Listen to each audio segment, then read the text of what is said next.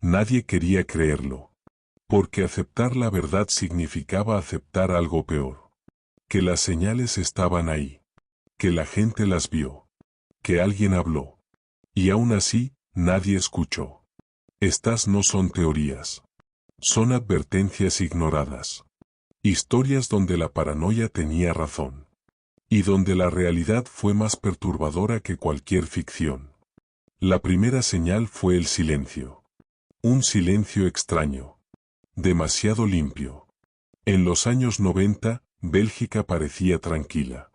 Demasiado tranquila. Las desapariciones de niñas comenzaron a surgir en distintos puntos del país. Ciudades diferentes. Contextos distintos. Historias que no parecían conectadas.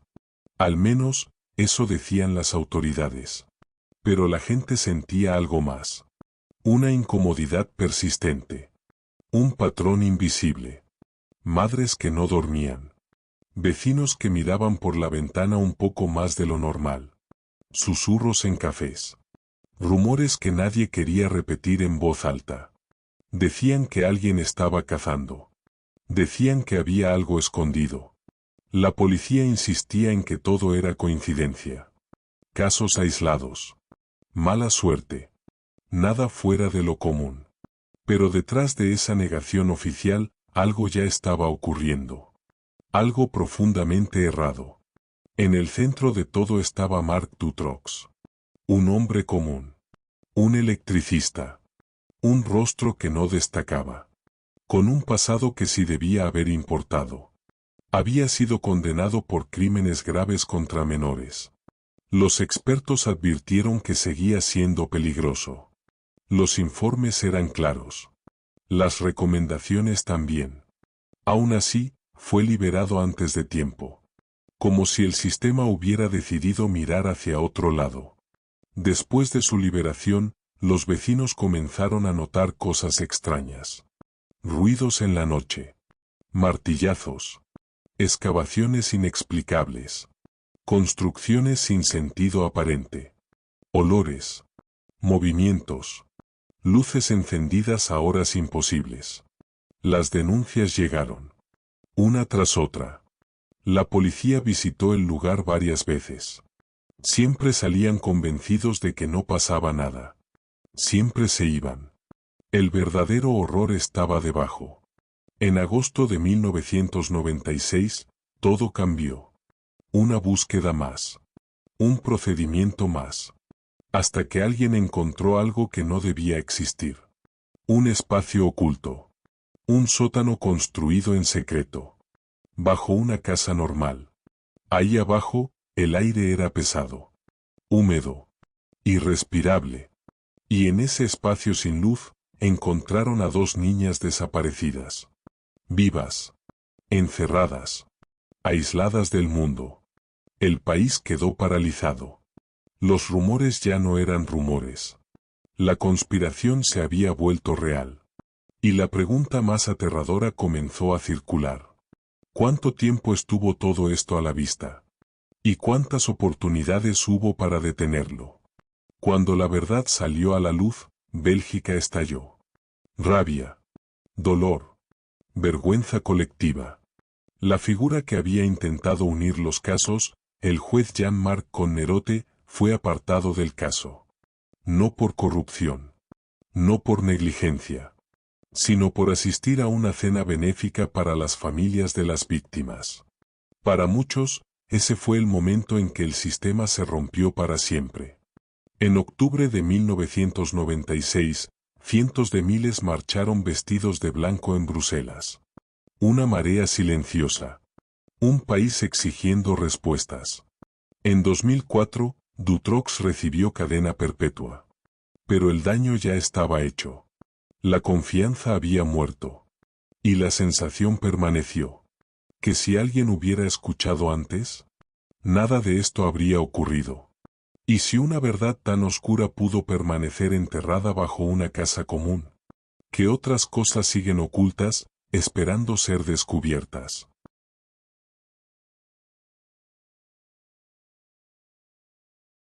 Todo comenzó con miedo. Miedo a perder el control. En plena Guerra Fría, Estados Unidos no solo temía armas, temía ideas, pensamientos, lealtades invisibles. En ese clima nació un programa secreto dentro de la CIA. Un proyecto que oficialmente estudiaba el comportamiento humano. Su nombre era MK Ultra. Fuera de los archivos clasificados, casi nadie sabía que existía. Y quienes hablaban de él eran ridiculizados. Llamados paranoicos. Exagerados. Pero detrás del silencio oficial, algo inquietante se estaba desarrollando. Durante las décadas de 1950 y 1960, MK Ultra se expandió. Subproyectos dispersos. Universidades. Laboratorios privados.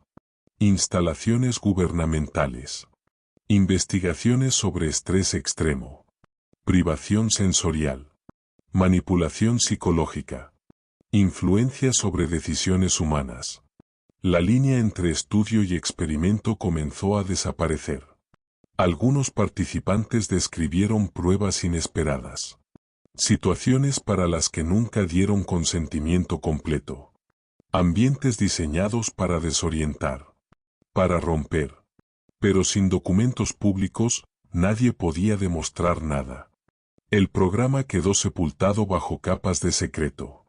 Durante años, MK Ultra fue solo una teoría. Hasta 1973. Ese año, investigaciones del Congreso comenzaron a encontrar fragmentos, pistas, registros financieros olvidados. La CIA admitió su existencia. Y también admitió algo peor. Que el programa fue mal supervisado. Que se cruzaron límites éticos. Que se destruyeron documentos. Cajas enteras desaparecieron. Pero no todas. Lo que sobrevivió fue suficiente. Decenas de subproyectos. Experimentos sin control. Audiencias en 1975 revelaron métodos perturbadores. Modificación del comportamiento. Pruebas psicológicas invasivas. El público quedó helado. El programa ya había sido cerrado. Pero el daño seguía vivo. La confianza se rompió. Y MK Ultra pasó de mito a advertencia histórica. Una prueba de que cuando el poder opera en secreto, la realidad puede ser peor que cualquier teoría. ¿Y si el gobierno pudo jugar con la mente humana sin consecuencias durante años? ¿Qué otras verdades permanecen ocultas, esperando otro documento olvidado? Todo comenzó en silencio. Sin anuncios. Sin comunicados públicos. En los primeros años de la década de 1950, mientras el mundo observaba amenazas externas, algo diferente se activó dentro de Estados Unidos. Un programa secreto. Diseñado no para enemigos extranjeros, sino para ciudadanos propios. Su nombre era COINTELPRO. Un acrónimo que casi nadie conocía. Y que oficialmente existía para proteger la seguridad nacional. Era operado por el Federal Bureau of Investigation. Su misión, en el papel, parecía simple. Vigilar. Prevenir. Neutralizar amenazas internas. Pero la realidad fue mucho más inquietante. COINTELPRO no se limitó a observar. Intervino. Manipuló. Destruyó desde adentro. Activistas por los derechos civiles comenzaron a notar algo extraño. Grupos que antes estaban unidos empezaron a fracturarse. Reuniones que terminaban en discusiones sin sentido. Desconfianza repentina entre compañeros de años. Rumores internos que aparecían de la nada. Movimientos que colapsaban justo cuando ganaban fuerza. Muchos sintieron que algo invisible los empujaba hacia el caos. Algunos sospechaban infiltración. Otros pensaban que estaban perdiendo el control. Cuando alguien sugería que el gobierno estaba involucrado, la reacción era siempre la misma. Incredulidad. Burlas. Negación. ¿Quién creería que el Estado atacaría a su propia gente? Pero COINTELPRO estaba ahí. Silencioso. Persistente. Durante años, agentes encubiertos se infiltraron en organizaciones políticas. No como espías evidentes, sino como aliados, amigos, personas de confianza. Desde dentro, sembraban conflictos. Provocaban decisiones impulsivas. Empujaban a los grupos hacia acciones que los desacreditaban. Cartas anónimas circulaban. Mensajes falsos. Documentos manipulados. Todo diseñado para dividir. Para aislar. Para debilitar. Algunos líderes fueron vigilados constantemente. Llamadas intervenidas. Reuniones grabadas. Vidas privadas expuestas. Sin órdenes judiciales. Sin supervisión real. Para el público, todo seguía siendo una teoría conspirativa. No había documentos. No había pruebas oficiales. Solo testimonios dispersos. Historias que parecían exageradas. Hasta 1971. Ese año, archivos del FBI fueron robados y enviados a la prensa. De repente, el silencio se rompió. Los documentos eran reales. Firmas. Órdenes. Estrategias detalladas. Todo estaba ahí. Las sospechas eran ciertas. Las audiencias del Congreso en la década de 1970 expusieron el programa. Se confirmaron escuchas ilegales. Operaciones de sabotaje. Campañas de desinformación. COINTELPRO fue cerrado oficialmente. Sus métodos fueron condenados. Pero el impacto ya había ocurrido. La confianza pública se desplomó. Muchos movimientos nunca se recuperaron. Y la pregunta quedó flotando en el aire. ¿Cuántas voces fueron silenciadas? ¿Cuántas causas se perdieron sin que nadie lo notara? COINTELPRO dejó una lección incómoda. Que algunas conspiraciones no nacen de la imaginación. Nacen de archivos sellados. Y de decisiones tomadas lejos de la luz. Si el enemigo pudo ser fabricado desde adentro, ¿qué otras operaciones siguen escondidas, esperando que alguien vuelva a abrir un archivo olvidado?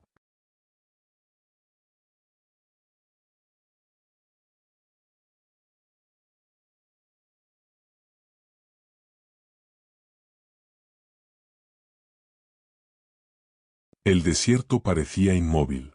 Plano. Silencioso. En el estado de Washington, una extensión inmensa de tierra escondía uno de los secretos más peligrosos del siglo XX. El Hanford Nuclear Site. Un lugar construido durante la Segunda Guerra Mundial. Diseñado para producir plutonio. El mismo material que alimentó armas nucleares. Durante décadas, trabajadores procesaron uranio irradiado en instalaciones como Purex. Separaron elementos invisibles. Mortales. Y lo que quedó atrás fue enterrado. Residuos químicos. Desechos radiactivos. Equipos contaminados. Todo oculto bajo túneles. Tanques subterráneos. Capas de tierra. Capas de secreto. Con el paso del tiempo, Hanford ganó una reputación inquietante. El sitio nuclear más contaminado del país. Un lugar donde el pasado nunca se fue. Solo quedó enterrado. El 9 de mayo de 2017, algo rompió la ilusión de estabilidad. Sin explosión. Sin alarma previa. Un colapso. El techo de un túnel subterráneo cedió. Un túnel antiguo. Parte del sistema Purex. Dentro había vagones de tren cargados con equipos radiactivos de décadas atrás. El suelo se hundió. 400 pies cuadrados de tierra desaparecieron. De repente, el sitio entró en emergencia. Trabajadores evacuados. Otros obligados a refugiarse en el lugar. El aire se volvió sospechoso. Invisible. Amenazante. Las autoridades afirmaron que no hubo filtración. Que nadie resultó herido. Que no existía peligro inmediato. Pero para muchos, esas palabras no trajeron calma. Trajeron dudas. Porque Hanford ya tenía historia. Porque durante años, empleados y vigilantes ambientales habían advertido sobre la infraestructura envejecida. Túneles construidos para durar décadas. No siglos. Materiales que jamás fueron diseñados para contener residuos eternos. El colapso no parecía un accidente. Parecía una consecuencia. El antropólogo nuclear Hugh Gusterson lo llamó un accidente nuclear predecible. Una frase que encendió alarmas. Porque sugería algo peor. Que el colapso era solo la superficie. Que debajo seguían existiendo problemas sin resolver. Los sindicatos reaccionaron con furia. Los grupos ambientales exigieron respuestas. Hanford Challenge pidió mayor protección. Equipos respiratorios adecuados. Monitoreo real. Transparencia total. Para ellos, el incidente fue una señal clara. Un síntoma. No la enfermedad. Mientras tanto, el público observaba desde afuera. Y las teorías comenzaron a crecer. Preguntas incómodas.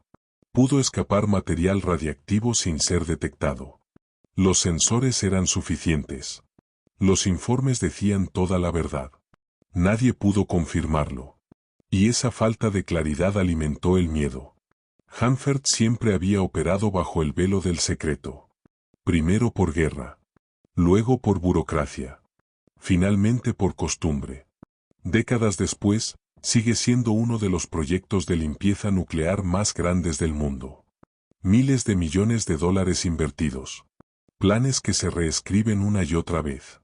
Pero los túneles siguen ahí. Envejeciendo. Fediendo lentamente. El colapso de 2017 no fue el primero. Y muchos expertos creen que no será el último. Eso es lo que hace a Hanford tan perturbador. No es una reliquia olvidada. Es una amenaza latente. Un recordatorio de que algunos errores no desaparecen. Solo se entierran. Y esperan.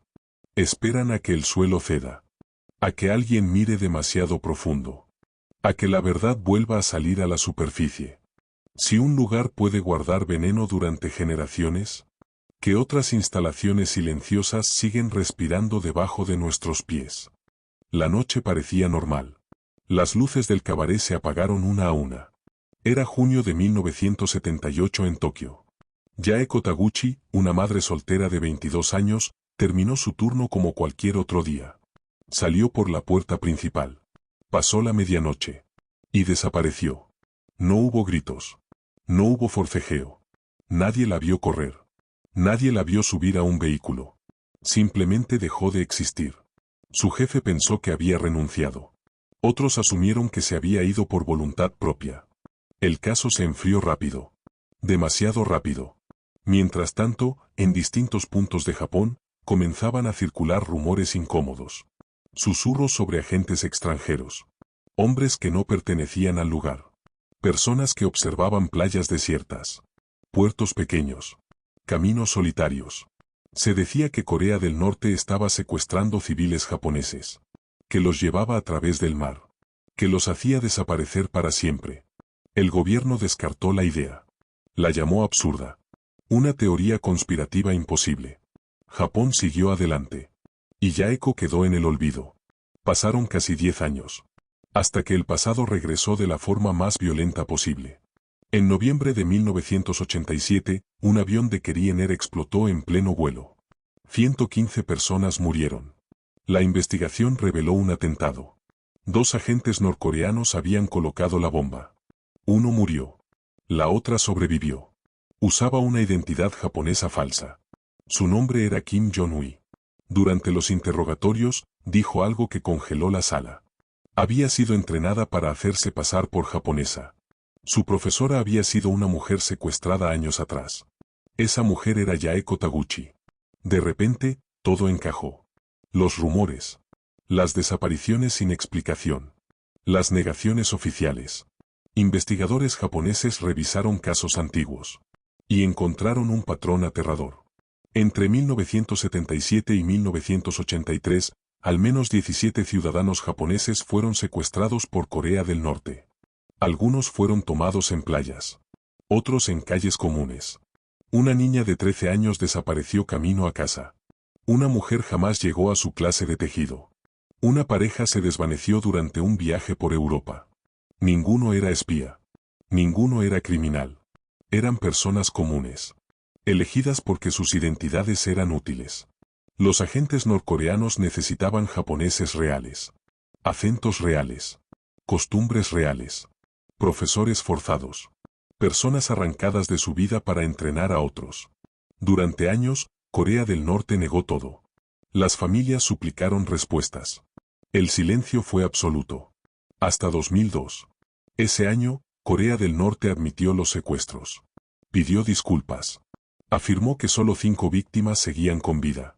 Envió restos cremados a Japón. Pero las pruebas de ADN revelaron algo aún más perturbador. Los restos no coincidían. Eran falsos. El número real de secuestrados comenzó a ponerse en duda. 17. 30. Cientos. Nadie pudo confirmarlo. Yaeko Taguchi jamás regresó. No hubo restos reales. No hubo documentos. No hubo testigos. Solo recuerdos. Sus hijos crecieron sin saber qué ocurrió realmente. Décadas después, el caso sigue abierto. Una herida sin cerrar. Una prueba de que a veces las conspiraciones no solo existen. Secuestran. Cruzan océanos. Y dejan a familias enteras esperando respuestas que nunca llegan. Si gobiernos pueden borrar personas sin dejar rastro, ¿cuántas desapariciones aún esperan ser reconocidas como verdades ocultas? La historia todavía no termina. Porque todas estas señales apuntan a la misma conclusión inquietante. Nada fue imaginación.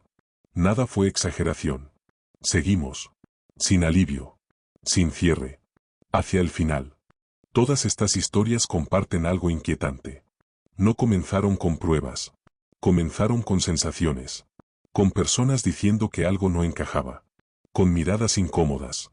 Con patrones que solo existían en la intuición colectiva. En Bélgica, la gente sintió que alguien observaba desde la oscuridad. En Estados Unidos, algunos percibieron que sus pensamientos ya no eran completamente libres. En movimientos sociales, líderes notaron divisiones que no parecían naturales. En el desierto de Washington, trabajadores sintieron que el suelo bajo sus pies estaba enfermo. En Japón, familias sabían que sus seres queridos no se habían ido voluntariamente. En todos los casos, la respuesta fue la misma. Negación. Ridiculización. Silencio. La palabra conspiración se usó como un muro. Un método para no mirar más profundo. Para no hacer preguntas incómodas. Pero el tiempo tiene una forma cruel de exponer la verdad. Archivos olvidados. Errores administrativos. Billions of Testimonios que dollars have been sobreviven. spent, Colapsos countless plans inesperados. drafted, yet the Confesiones Cold War forzadas. era tunnels Nada and de esto storage salió a la sites luz de continue to inmediato. threaten those who Tardó work años. above them. Décadas. The Algunas verdades 2017 emergieron collapse solo wasn't cuando the el first daño ya era warning, irreversible. and according to Cuando many las víctimas experts, ya no it may podían not be hablar. the last. Cuando la confianza And ya that's what estaba makes rota. Hanford so Eso es lo que unsettling. vuelve estas historias It's tan not just a perturbadoras. forgotten piece of No el nuclear crimen en sí, history. It's a sino el tiempo reminder que that pasó some mientras todos dangers miraban don't hacia otro disappear lado. with time. Mientras las They señales simply estaban sink ahí, deeper claramente underground, visibles para hidden quien beneath quisiera layers verlas. of earth, La pregunta bureaucracy, incómoda and permanece. unanswered ¿Cuántas questions. advertencias actuales están siendo ignoradas en este mismo One night in momento? June of ¿Cuántas personas 1978, están siendo llamadas 22-year-old exageradas, single mother Yael paranoicas, alarmistas? ¿Cuántas verdades se están formando ahora mismo? Enterrándose lentamente bajo burocracia, la mañana parecía normal. Demasiado normal. Era 7 de junio de 1992 en Springfield, Missouri. El sol ya estaba alto. La calle estaba en silencio. Y dentro de una pequeña casa en East Del Mar Street, 3 mujeres ya no estaban. No había gritos registrados. No hubo vecinos alertando a la policía. No hubo una escena de crimen tradicional. Solo ausencia. Las mujeres eran Cheryl Levitt, de 47 años. Su hija, Susan Streete, conocida como Suzie. Y la amiga de Suzie, Stacy Mezcal, recién graduada de la secundaria. La noche anterior había sido una celebración. Graduación. Fiestas. Risas. Suzie y Stacy fueron de un lugar a otro. Planearon dormir en casa de una amiga. Pero el lugar estaba lleno. Demasiado ruido. Demasiada gente. Así que tomaron una decisión simple. Dormirían en casa de Suzie. Una decisión pequeña. Una decisión que nadie pensó que sería la última. La casa estaba en el número 1717 de East Del Mar Street. Un hogar común. Nada destacable desde afuera. Pero al amanecer, algo estaba mal. Alrededor de las 9 de la mañana, amigos comenzaron a llegar. Habían quedado de ir a un parque acuático. Pero nadie respondía. La puerta principal estaba abierta. No forzada. Solo sin seguro. Dentro, todo parecía detenido en el tiempo. Las carteras de las 3 mujeres estaban alineadas. Maquillaje sobre el mostrador. Cigarrillos intactos. Nada revuelto. Nada roto. El pequeño perro de la familia, un Yorkshire, estaba ahí. Nervioso. Inquieto. Como si supiera que algo no estaba bien. En el porche, un detalle extraño. La pantalla de la luz estaba rota. vidrios en el suelo. Pero no había señales de lucha. Los autos seguían estacionados. Todos. Era como si hubieran salido por un momento. Y jamás regresaron. Uno de los amigos hizo algo que luego se convertiría en una pesadilla. Levantó el teléfono de la casa. Escuchó un mensaje extraño en la contestadora. Y lo borró accidentalmente. Más tarde, la policía diría que ese mensaje pudo haber sido crucial. Pero ya no existía. La investigación comenzó de inmediato. Perros. Voluntarios. Helicópteros. Búsquedas casa por casa. Nada. Ni una prenda. Ni una huella clara. Ni un solo rastro confirmado. 3 personas desaparecidas al mismo tiempo. Sin violencia visible. Sin testigos. Sin sonidos en la noche. Los vecinos no escucharon nada. Nadie vio nada. Los años pasaron. Miles de pistas llegaron. Ninguna llevó a una respuesta definitiva. En 1993, surgió un rumor inquietante. Que los cuerpos estaban enterrados bajo el estacionamiento de un hospital local.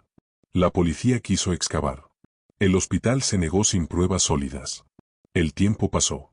El estacionamiento se quedó intacto. Las teorías crecieron. Alguien las siguió desde una fiesta. Un secuestro planeado. Un robo que se salió de control. El lugar equivocado. La noche equivocada. Un nombre apareció una y otra vez. Robert Craig Cox. Un secuestrador condenado. Un hombre que insinuó saber lo ocurrido. Luego se retractó. Nunca fue acusado. Nunca hubo evidencia física. 30 años después, la casa sigue siendo solo una casa. Pero la pregunta permanece. ¿Cómo desaparecen 3 personas adultas sin dejar rastro? ¿Cómo una escena puede verse tan tranquila después de algo tan definitivo? ¿Y qué ocurrió realmente en esas horas que nadie escuchó? Porque a veces, lo más aterrador no es lo que se encuentra.